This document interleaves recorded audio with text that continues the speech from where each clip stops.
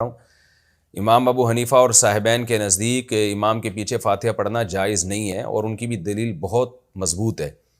اس کی سب سے پہلے تو قرآن مجید کی آیت اذا قرئ القرآن فاستمعوا له وانصتوا لعلکم ترحمون، قرآن کی جب تلاوت کی جائے تو خاموشی سے سنو،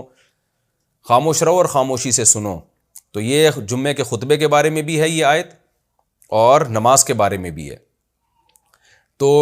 اس سے جہری نمازوں میں تو خاموشی کا وجوب ثابت ہوتا ہے۔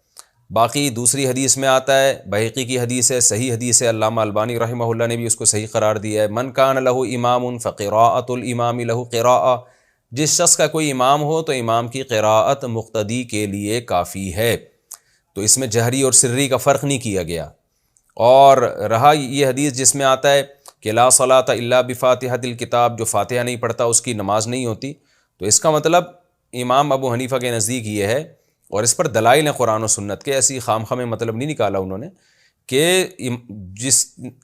جس نماز میں فاتحہ ہے ہی نہیں سرے سے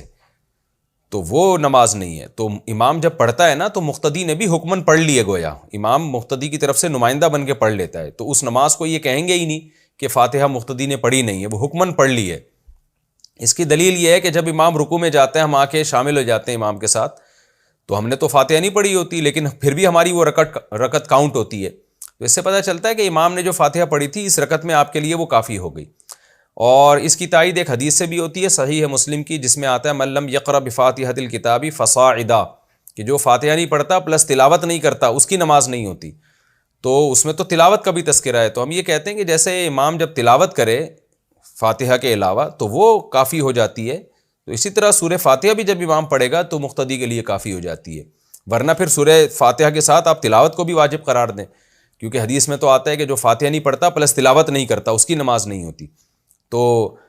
اس لیے منفرد پر تو لازم ہے جو اکیلے نماز پڑھ رہا ہو کہ وہ خود سے سورہ فاتحہ بھی پڑھے گا، تلاوت بھی کرے گا، اور امام پر بھی لازم ہے کہ سورہ فاتحہ بھی پڑھے گا اور تلاوت بھی کرے گا۔ لیکن جب جماعت کی نماز ہو رہی ہو تو امام جب سورہ فاتحہ پڑھے گا اور تلاوت کرے گا تو مقتدی کے لیے وہ امام کی فاتحہ اور تلاوت کافی ہو جائے گی۔